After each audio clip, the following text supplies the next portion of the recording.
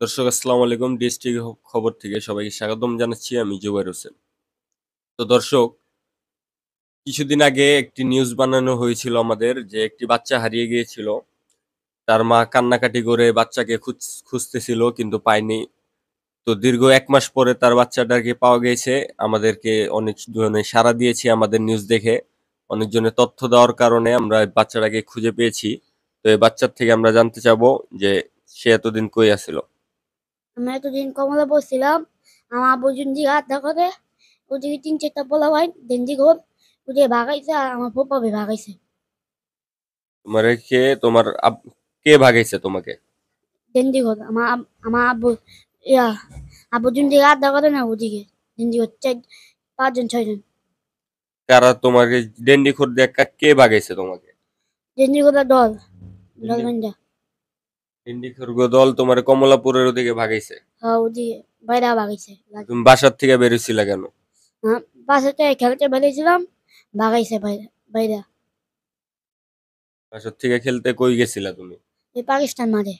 পাকিস্তান মাঠের ওখান থেকে তোমারে খেদা দিছে আর তুমি কমলাপুর চলে গেছো। হ্যাঁ তাহলে ওখানে যে তুমি এতদিন কি করছো? ওখানে গিয়ে থাকছি, মিলছি, খেলছি।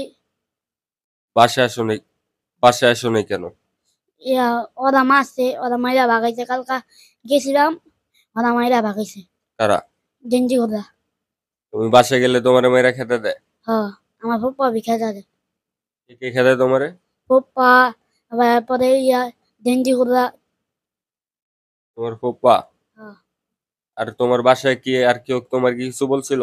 না কেউ কিছু করে না, ফুপ্পাই ভাগাইছে। তোমার যে ফুপা ভাগাইছে তোমার মাকে জানাইলে না কেন তুমি? ফুপ্পাই তো কইছে তুই জাগা, পলা জাগা তুই। এটা তোমার আম্মুকে বলা উচিত ছিল না? হ্যাঁ মাইটা সবই ছিল না, তবে তো আমি ইয়া বাইরে ছিলাম ফুপ্পার লগে। তুমি পরে বাসায় আসো নাই কেন আর?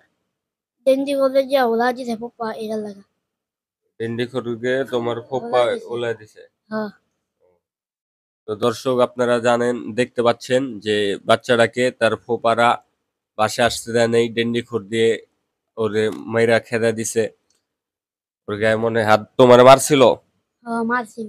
গায়ে হাত দিছে না? হ্যাঁ, ওই এতটুক বাচ্চাটাকে ডেন্ডি খড় দিয়ে মারা খেদা দিছে। বাচ্চাটা কই যাব, জায়গা কোনো যাওয়ার জায়গা নাই।